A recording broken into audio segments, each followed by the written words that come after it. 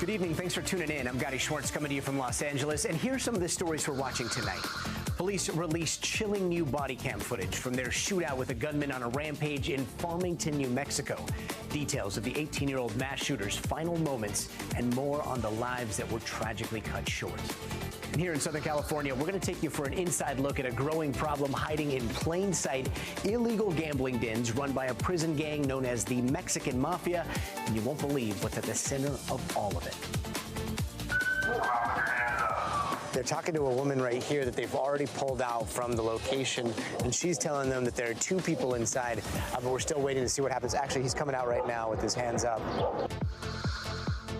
And welcome to the School of Rook. Our buddy NBC's Jacob Sobroff is brushing up on his opening moves to cover the resurgence of our favorite 2,000-year-old game. If you think that going on national television is nerve-wracking, try playing chess against a 16-year-old who's playing since he was in kindergarten.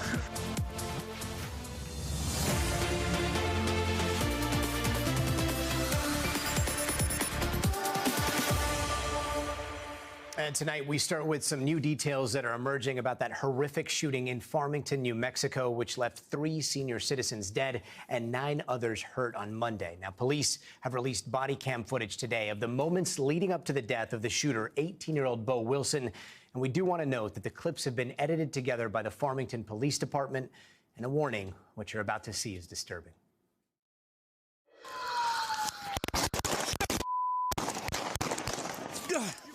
I'm good! Give me another unit to Dustin and Apache. Dustin and Navajo. Right here, follow me. Right up here by the White House. White House on the west east side.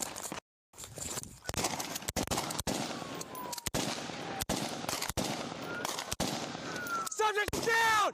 Subject is down! She's fire! She's fire! Now, by the time police got to Wilson, they say he had already shot at least 150 rounds at random. Investigators say he was supposed to graduate from high school on Tuesday, and a motive on this still remains unclear. But officials say the shooter took off his body armor at one point during all of that chaos. You know, it's very difficult to be inside somebody's mind, but he is yelling on the ring footage, "Come kill me."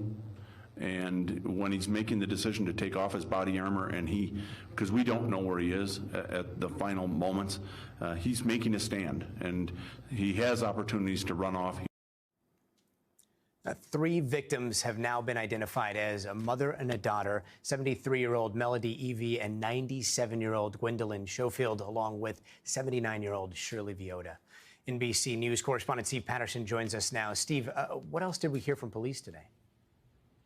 Yeah, a lot more about the chaos that unfolded, the harrowing details accompanying that video, of course, as police exchanged gunfire with the suspect. But also, we had a separate piece of video that was released, a doorbell camera that accompanied the video that you're seeing now, which showed the last moments of the victims. There was one car that you see, and police described this as they were talking about the scene that unfolded, that was come upon with a hail of gunfire. A second car pulls up.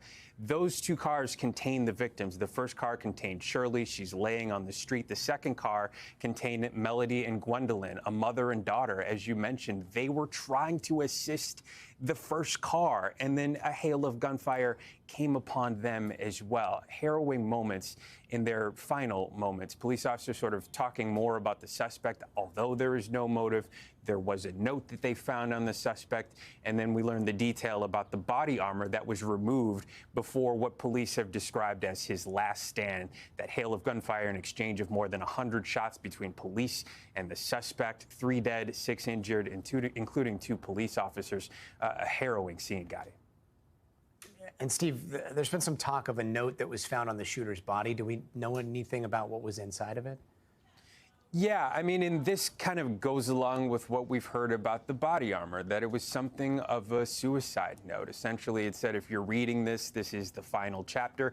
Rather incoherent and rambling, and I think police are trying to piece together how this may fit with a motive, but no indication of why this teenage suspect would take aim randomly in a suburban New Mexico neighborhood, Gadi. And what else do we know about the victims? I know a mother and daughter. It sounds like that. I mean, you describing that idea that two of these women stopped to help another woman and then they met this tragic end is heartbreaking. Did they know each other? As tragic as it is senseless. So the mother and daughter were in that car. That is Melody and Gwendolyn, 73-year-old and a 98-year-old, and Gadi. These were two educators. They were both teachers. The estimate is they probably touched the lives of thousands of people, kids that came through that community. So when you talk about losing elders like this, these are like removing pillars of this community. Shirley, the third victim, also in her 70s, was a nurse in that community. There was a candlelight vigil the other night. Hundreds of people came out to show their support. One person said about Melody that if she happened to know the suspect, she would have been the first person that if he was having trouble, who would have embraced him. Heartbreaking and tragic as it is senseless. Gadi? Absolutely senseless. Steve Patterson, thanks so much. And in North Carolina, 2 workers are missing after a massive hours-long fire at a construction site in Charlotte.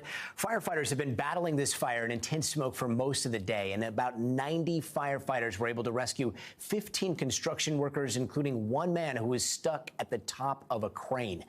NBC Shaq Brewster joins us now from North Carolina. So, Shaq, what was this building, and do we have any idea of how the fire started?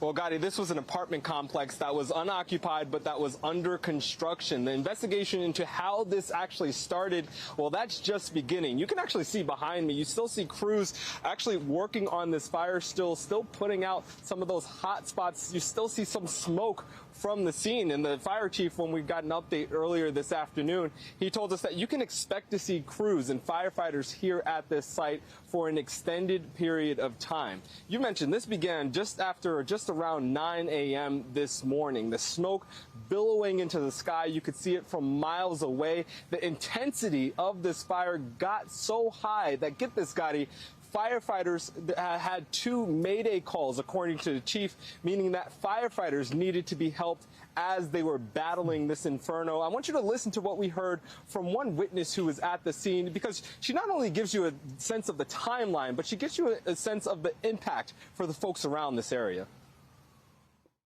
We saw a big plume of black smoke around 9:15 this morning, so we started walking over here from our office building, and then as soon as we got right about to this location, we saw big yellow flames shooting up from this apartment building. It was very hot in the smoke, the water in my eyes. It was insane. I've never experienced anything like this.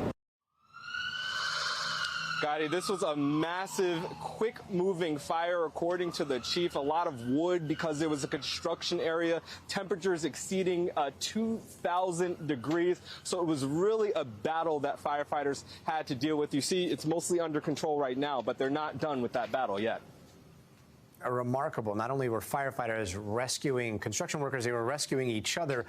What more do we know about the 2 people who are missing? Unfortunately, not much, Gadi. There was some confusion earlier today, actually, when the fire department released a statement saying that 2 workers had been accounted for.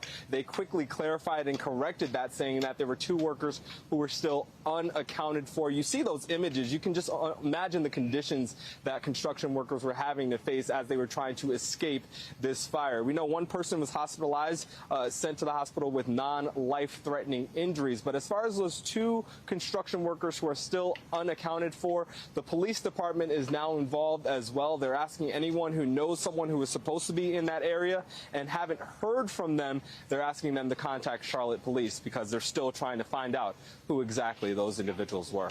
Got it? Shaq, thank you. And let's go now to Montana, where the governor just banned TikTok statewide. And no, we're not talking about on government devices or at schools. This is literally the government of Montana telling its citizens it is illegal to download a social media app starting at the beginning of next year. Now, this is uncharted territory. This law goes beyond any restrictions we've seen so far in other states. And as soon as you hear all of that, your mind might immediately start swirling with questions like, how are they going to police this? Can't people just download TikTok before the ban? And how does Montana even know what apps are being downloaded on your phone? Now, the governor there says that the new rule will, quote, protect Montanans' personal and private data from the Chinese Communist Party. And some experts have accused the app of being a Trojan horse to spy on Americans. TikTok denies those claims. And as you might guess, TikTokers have some thoughts. Well, it's happened. We all knew it would. Speaking for my own page in Montana here, I am going to keep posting. So now we're just going to start banning TikTok on a state-by-state basis, huh? Call your representatives. Call them, tweet them, beep them, any way you can reach them. This is not the time to lay down, and Montana is just the beginning. Now, this ban isn't scheduled to go into effect until January of 2024. So back to all those questions we just mentioned. The man to answer those questions is NBC technology correspondent Jake Ward. Jake, thank you so much for joining us. So let's start off with this doozy. TikTok is going to be banned, but using the app is not going to be illegal, right? Instead, the act of downloading it could be illegal. How is that supposed to work? You know, it's really not entirely clear, Gadi, right? In the 4-page ban document, the language essentially says that it's going to be on TikTok, perhaps third parties that also allow TikTok to be downloaded. It's going to be on them, and that a violation, each discrete violation, in the words of the ban, could earn TikTok a fine of about $10,000 per day per violation. But who does this come down on, right? Is this the app distributors? Is this Apple and Google? They're represented by a trade group that recently said that they thought it was technically not feasible to geofence a single state. Does it come down just on TikTok itself? It's not really clear. We've been speaking to TikTokers in Montana, who talk about, maybe having to drive an hour each way to get across the border to post. They're not going to do that. The enforcement here is very, very vague, but it's definitely the unprecedented nature of this that has us all paying such close attention, Gadi. Yeah, I keep trying to think of if there's any other case like this. Is it illegal to have any other app on your phone right now in the United States? You know, I really can't think of one either. I've been thinking about this as well. We know that federal authorities blocked the sale of Grindr, the LGBTQ plus dating site, to a Chinese company, but that's a very different thing. I mean, the grounds on which we are talking about, in theory, banning TikTok at the federal level have to do with national security. And so when I heard that the Governor Gianforte had signed this bill, I began looking through it to say, okay, well, there must be mention here of the 341st Missile Wing, the big nuclear missile battery that is located in Montana, or there must be, a mention of the Air Force Base that hosts that missile wing or something like that. Nope. It is only about the personal data and privacy of Montanans. There's about 1.1 million Montanans. It's not a lot of people. And so, of course, that's why we're seeing legal action coming up now, because on a First Amendment basis, this seems pretty shaky in terms of the argument, Gadi. Yeah, talking about some of that legal action, I mean, First Amendment here, what can we expect in the courts? I can see stuff coming from the Trade Association, from TikTokers, from TikTok itself. Has any of that materialized so far?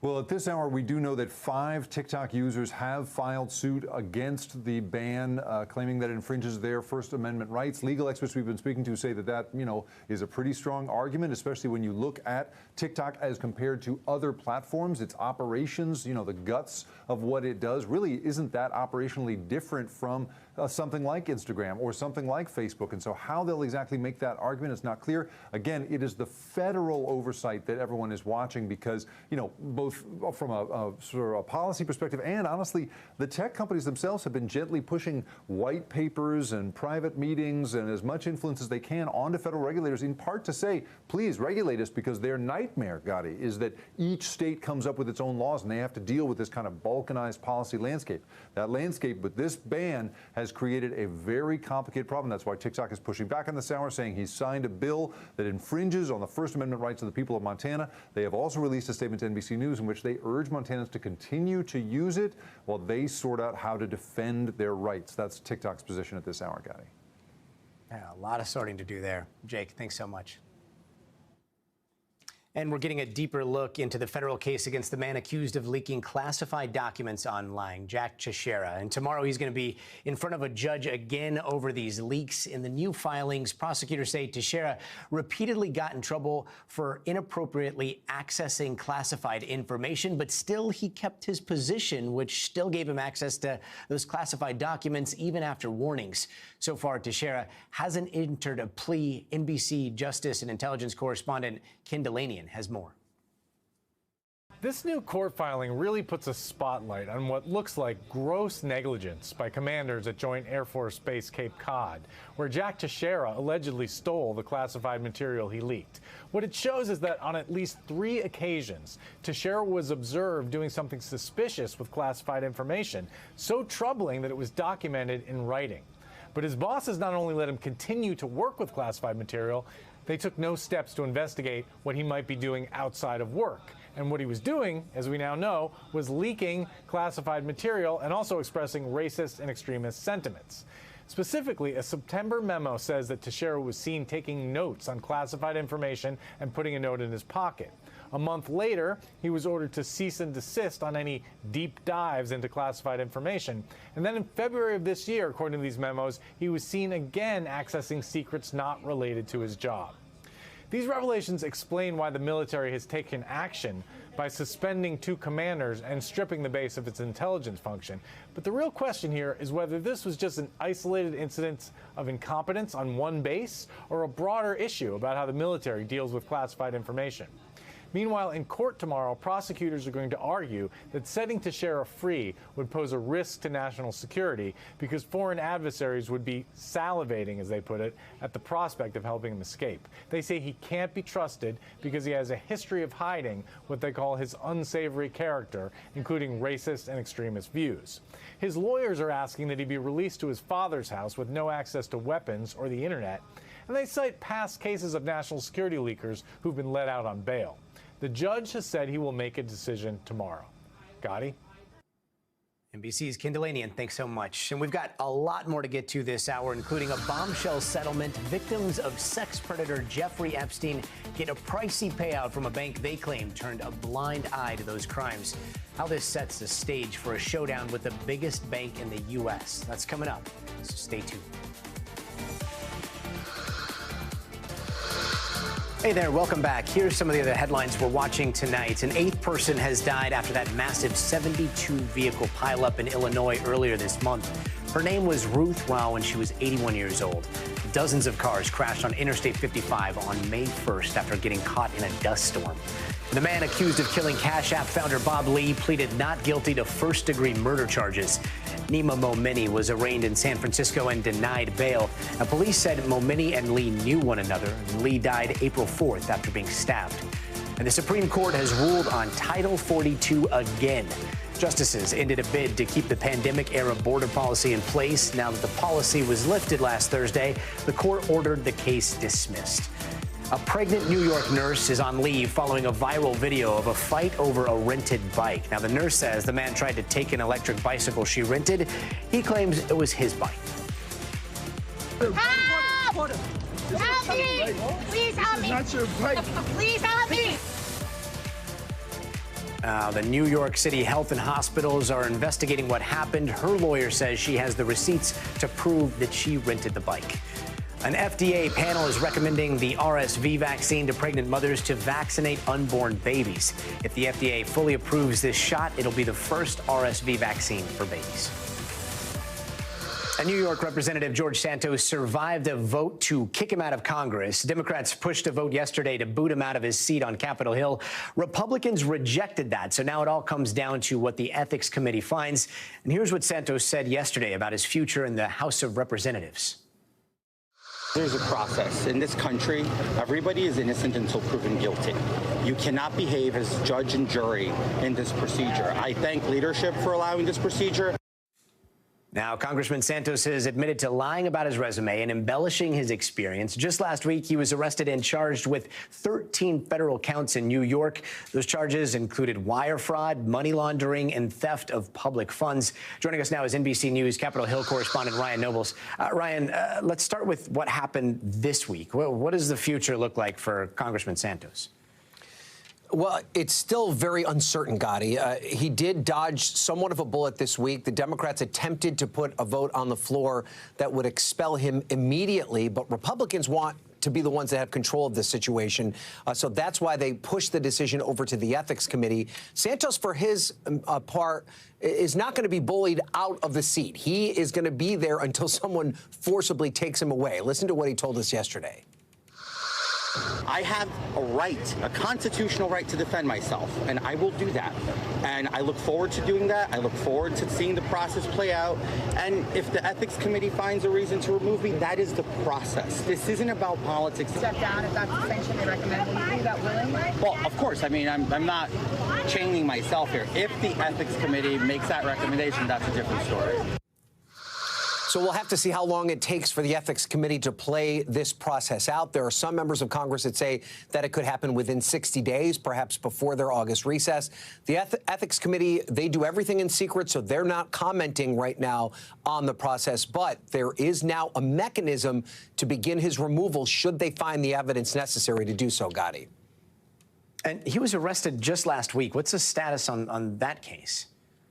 So that is a completely separate investigation, right? That is run by the Department of Justice. That's going to make its way through the court system. But what's interesting about that dynamic is that in general, when a member of Congress is under indictment or is even being investigated by the Department of Justice, the Ethics Committee usually defers to DOJ to handle all of that investigation.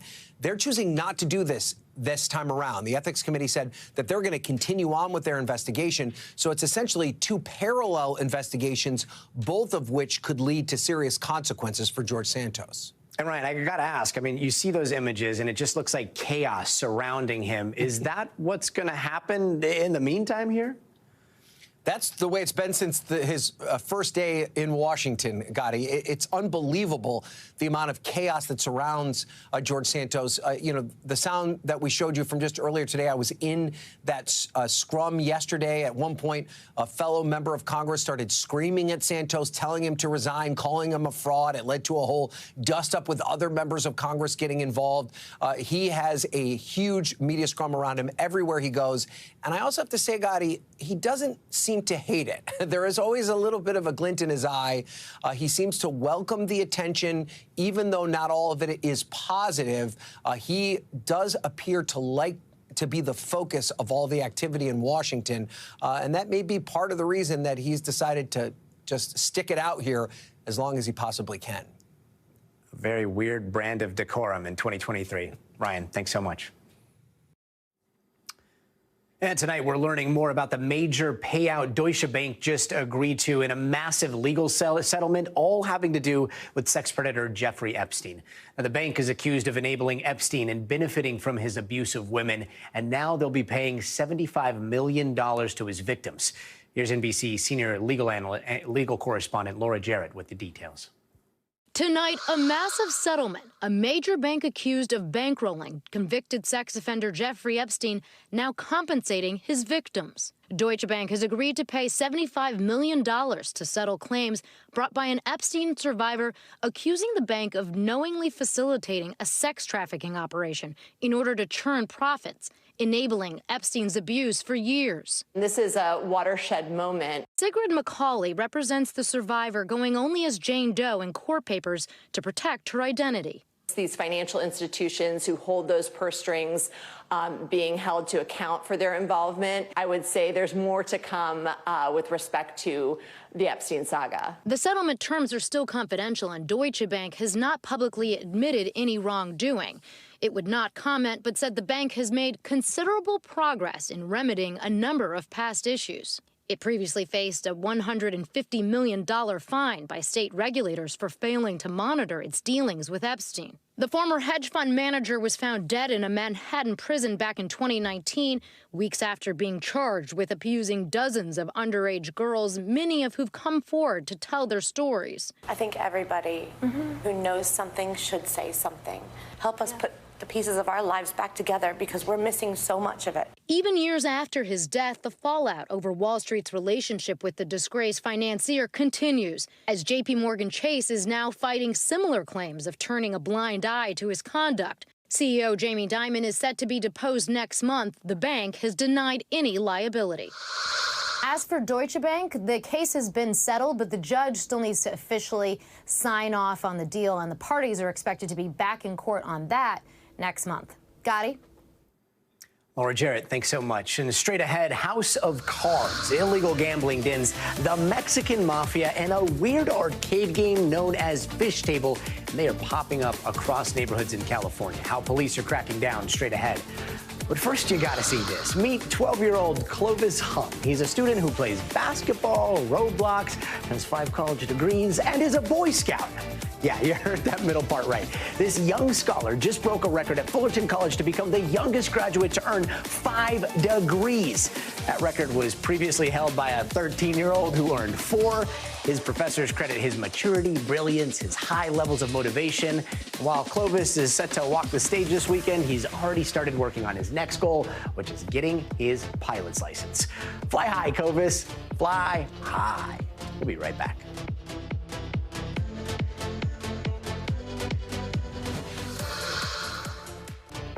Hey, welcome back. Let's get you caught up in 30 seconds. Police released body cam footage of that deadly mass shooting in New Mexico Monday, where officials also gave details on the victims, but they say they still don't have any more information on a possible motive. And TikTok creators sue Montana over the state's ban on the app after the governor there signed the bill into law last night. That law goes into effect January 1st. And Deutsche Bank agrees to pay $75 million to victims of Jeffrey Epstein in a lawsuit settlement. Now, that suit accuses the bank of benefiting from Epstein's sex trafficking.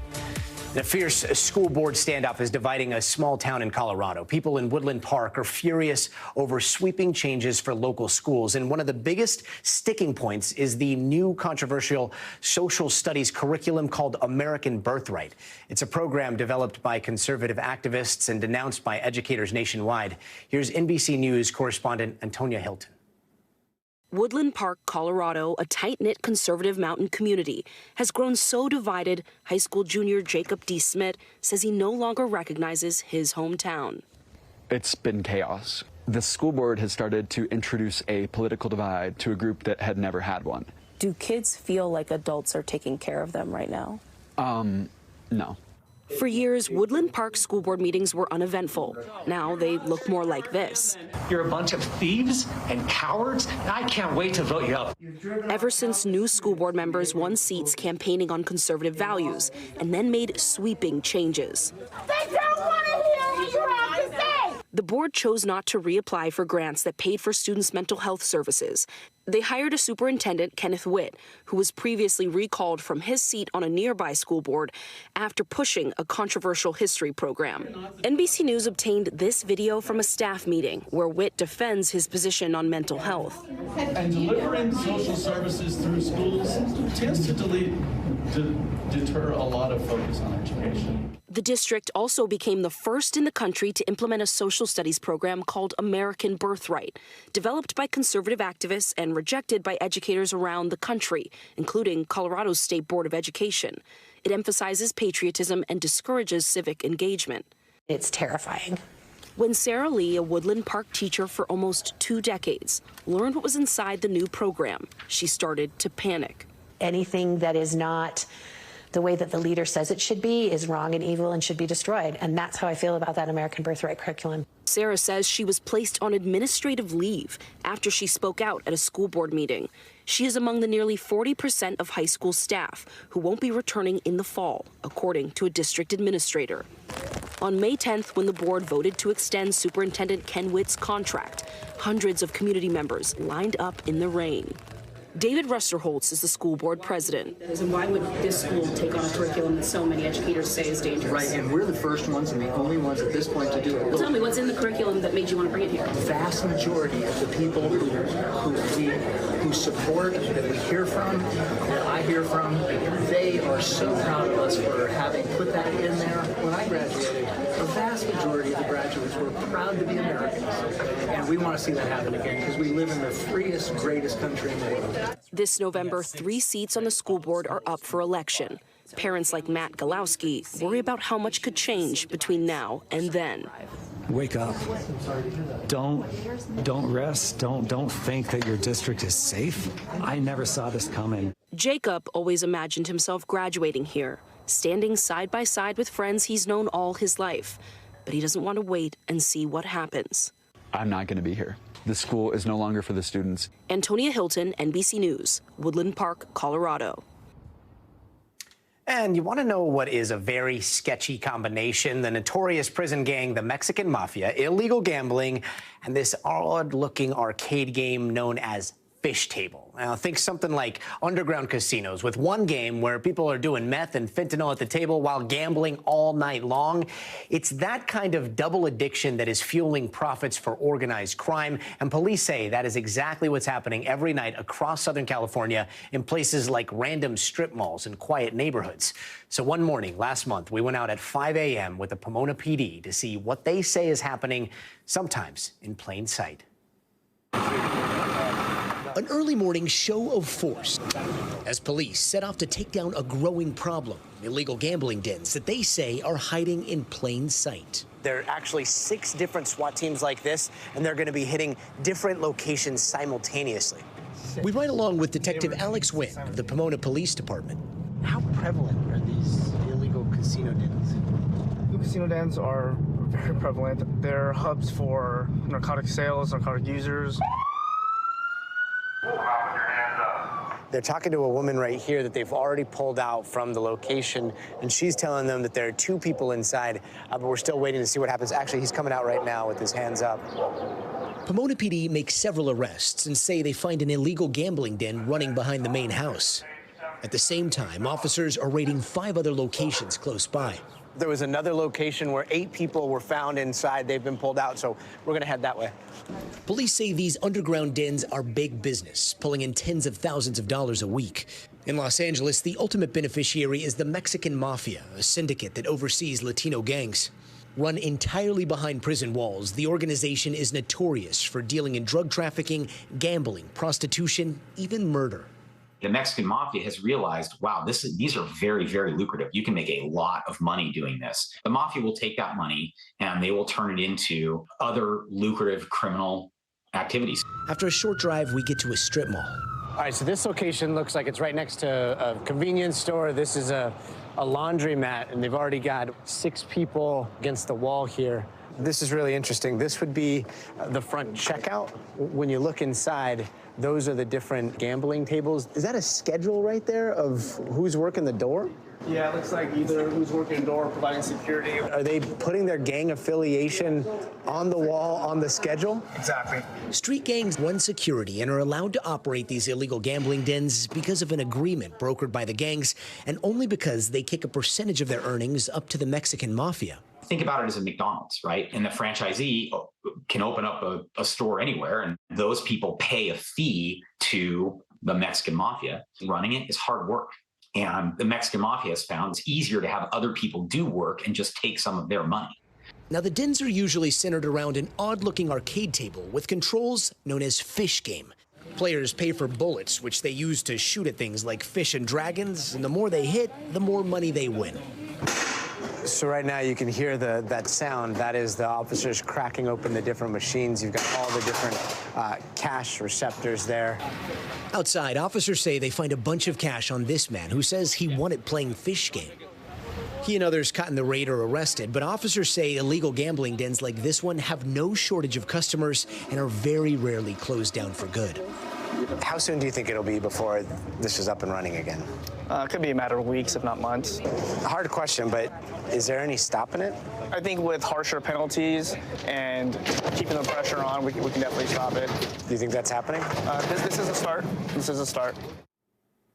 It's a start. Still ahead, money on his mind, how the debt ceiling showdown is looming large over President Biden's G7 agenda.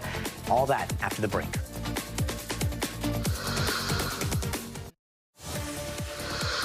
Welcome back. Let's take a quick check around the world in 80 seconds. Ukrainian authorities say the country's air defense intercepted 18 Russian strikes on Kyiv, including 6 hypersonic missiles. It was one of Russia's largest aerial assaults into Ukraine since March. Now, Ukrainian officials said it was a perfect interception rate, and they gave credit to the air defense systems donated by the West. And thousands of Israelis marched through the streets of the capital today in honor of Jerusalem Day. It celebrates a day Israelis captured the eastern portion of the city from Jordan in the 1967 war. Now, the parade was largely peaceful, but a group of marchers threw rocks, sticks, and bottles at Palestinian and foreign journalists while chanting racist slogans. And extreme weather has flooded parts of northern Italy. At least 8 people have reportedly died, and countless others are still missing in what's being called the wettest May in 60 years in Italy. Formula One was forced to call off the Grand Prix race there, originally slated for this weekend because of all that rain. And in Colombia, as officials still search for the wreckage of a plane crash in the Amazon jungle 2 weeks ago, Colombia's president tweeted that the 4 children on board were found alive, but he quickly deleted that tweet, saying it had not been confirmed. All of it leaving a lot of confusion, as government officials say they have still not yet made contact with the survivors. And we've been talking a lot about this whole debt ceiling standoff that has a potential to do some serious damage to our economy. And it turns out it's not just Americans worried about whether we could default. It is a global issue, because if things go south here, it can ripple everywhere. Well, today, President Biden landed in Japan for the G7 summit, where he will be meeting with the world's top leaders. Then right after that, he's expected to turn right around and head back to the United States to resume negotiations on balancing the budget. And joining us now from Hiroshima, Japan, is NBC News White House correspondent Mike Mimley, who is traveling with President Biden. Mike, lots to talk about on the global stage: Russia, Ukraine, China, Taiwan, the climate, and then there's the U.S. economy. If you had to rank them all, what is the most pressing issue being talked about right now at the G7? Well, Gadi, I bet if you asked President Biden or any of the other leaders of the G7 countries, they'd answer like a parent, that they treat all of these challenges equally. Right. But if you really want a sense of what's the top priority, you can look at the schedule, because this summit will begin and end with the leaders focusing on the war in Ukraine. The working lunch that the leaders are scheduled to have Friday will focus on some new sanctions and new enforcement measures for sanctions on Russia. This is a top concern and really a top priority for President Biden. He's really taken great pride in the fact that he's kept our European allies as well as Japan united in this front. And then on Sunday, it's actually going to be interesting to see President Zelensky will be participating in the summit here, whether virtually or in person. It's more likely the former than the latter, but all eyes are going to be on that. And so that's obviously at the top of the agenda here. But look at also how the leaders are starting this summit. Before they even sit down at the table, they're going to be traveling to the Hiroshima Peace Memorial. This is a park commemorating the atomic bomb blast here in 1945. Japan's prime minister, who is hosting this summit in his hometown, wanted to do this as a symbolic moment because nuclear proliferation has been a top concern of his. He wants to prevent another Hiroshima, and that's why he's bringing them all to the front. Now, this also speaks to the concerns about China, though, because it's not just the concerns about what Russia is doing, it's their alignment with China at the moment and the potential incursion into Taiwan. So a lot of concerns being wrapped up here as the president is beginning the working summit here today. And Mike, of course, back home, there is still no deal on the debt ceiling. Our colleague Kristen Welker, she caught up with NSC spokesperson John Kirby in Japan today, who had this to say about the debt crisis. Let's take a listen. This isn't just a domestic issue. This truly is international. It is very much tied to what we're trying to do here in the Indo-Pacific. Enhance America's credibility overseas, look after our foreign policy objectives, defend and protect our national security interests with allies and partners. So, Mike, I got to ask, what's the latest as the possible debt default deadline approaches? I mean, it's June 1st, a couple of weeks away, and right now Biden is in Japan. Yeah, well, as President Biden is starting his Friday morning here in Japan, you can imagine one of the first priorities for his staff is to read him in, to brief him about what the negotiations are going like back home. Our Capitol Hill team saw some of those White House negotiators at the Capitol today, meeting with Speaker McCarthy's team to try to make some progress. A lot of sticking points still going, but we're seeing, as those negotiations are happening behind the scenes, some pressure tactics by the White House as well. Vice President Kamala Harris playing a role today as she took part in a briefing with some key stakeholders, talking to reporters as well, where she again faulted Republicans for this uncertainty, for creating this standoff. And as she put it, if Republicans really did mean what they say, that they're concerned about spending and deficits, then they would maybe abandon their support for the Trump tax cuts, which ballooned the deficit. So you see a little bit of carrot with those negotiations, a little bit of stick with the vice president joining some of those political attacks on Republicans. Interestingly, Speaker McCarthy has been critical of President Biden for traveling when, as he puts it, he should be home negotiating. The White House pushed back a little bit as well, saying it was Speaker McCarthy who was just spending a week overseas a couple weeks ago. That delayed that first meeting between negotiators at the White House. And so the tit for tat continues here, Gadi. And the clock keeps ticking. NBC's Mike Mimley, thanks so much. And before we go, it is your move. How a new generation is falling in love with a popular game from our childhoods, our parents' childhoods, or your grandparents' childhoods, on and on and on. We're going to tackle that. But first, from the classroom to the boardroom, how the latest tool tapping the power of AI could transform the business world one word at a time. Tonight's edition of The Future of Everything is coming up next.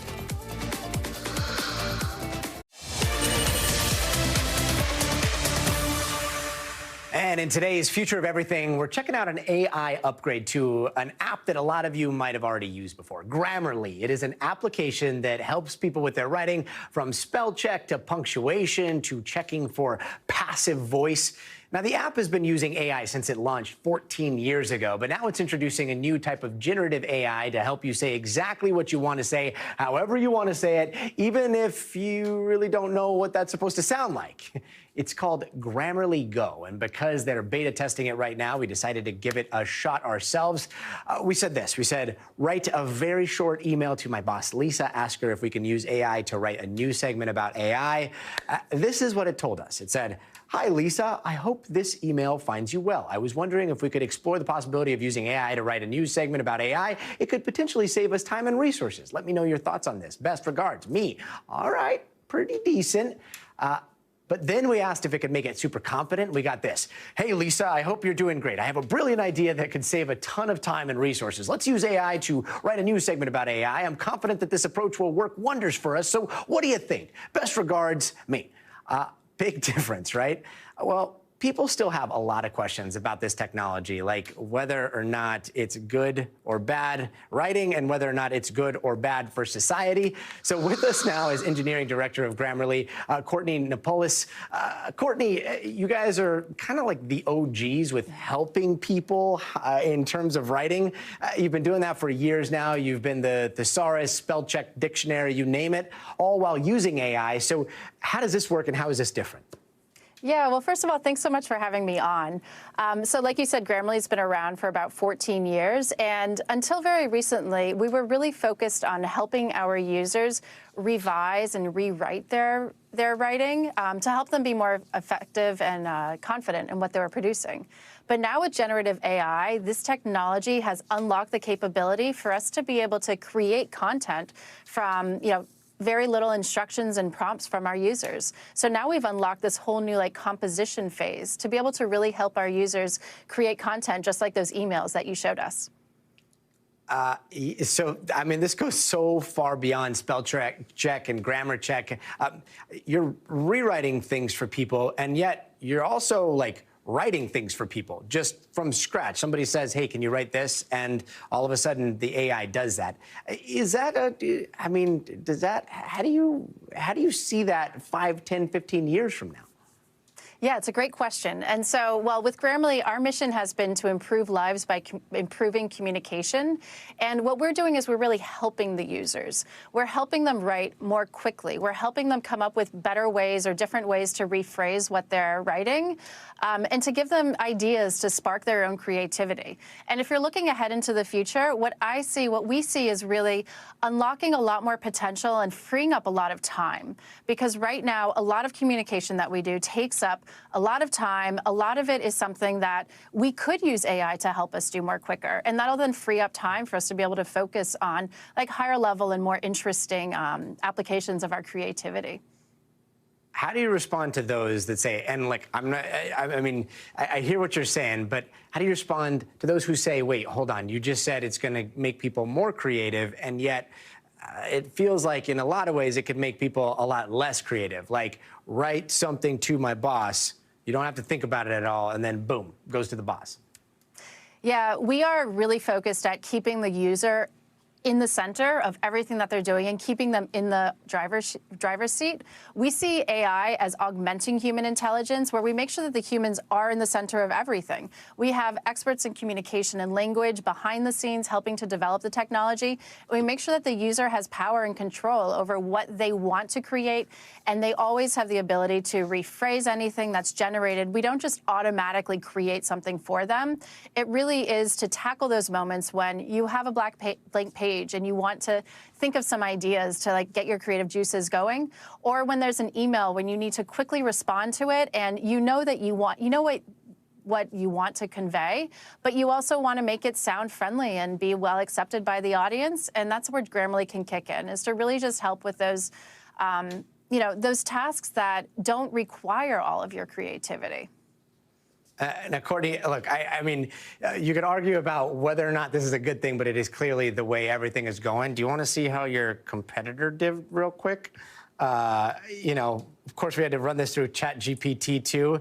It's pretty funny. Again, same thing. Subject, innovative proposal, AI-driven news segment.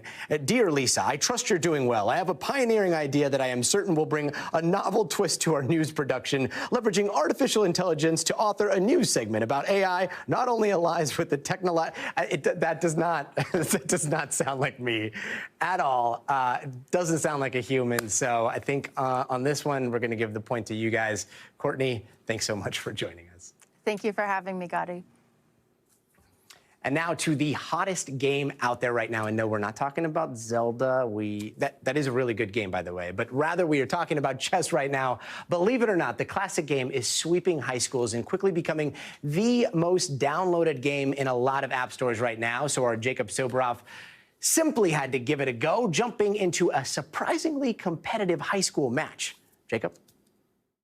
Hey, Gadi, what's up? That is right. Spoiler alert, I got my butt kicked. I'm still living it down. These kids are crazy about chess, not just in person, also online, where the game is absolutely surging in popularity. When the lunch bell rings at Culver High School, the games begin. Chess, that is. Dozens of students cramming around boards in Craig Wisner's ceramics classroom, ready to face off. The Culver High School Chess Club has skyrocketed in popularity, doubling in size this year to 80 members. From the pandemic, we had to find new ways to play with each other. When school came back, the chess club people wanted to play over the board now. An explosion of interest in a game that was once anything but cool. You moved the piece. I did not move the piece. I adjusted the piece. Deadly serious. Check. And sometimes deadly slow. My Social Security will expire. You'll still be sitting there. But I learned quickly that this isn't your grandpa's chess club. Oh, snap. And I needed a little help plotting my next move. D2. D2. Somebody talk to me. I'm gonna move my queen. If you think going on national television is nerve-wracking, try playing chess against a 16-year-old who's playing since he was in kindergarten.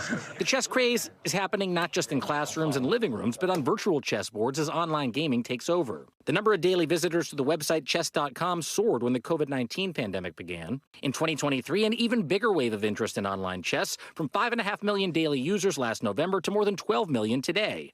The Chess.com app became the #1 most downloaded game in Apple's store in February, thanks in part to some newly famous faces drawing in new players. like Alexandra and Andrea Botez, sisters who grew up competing in in-person tournaments, now two of the most popular chess streamers thanks to that pandemic surge.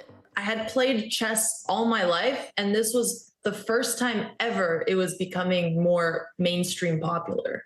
They've racked up over 1 million YouTube subscribers and as many more on the streaming platform Twitch, where they broadcast their games live for hours a day. The beat's just too good.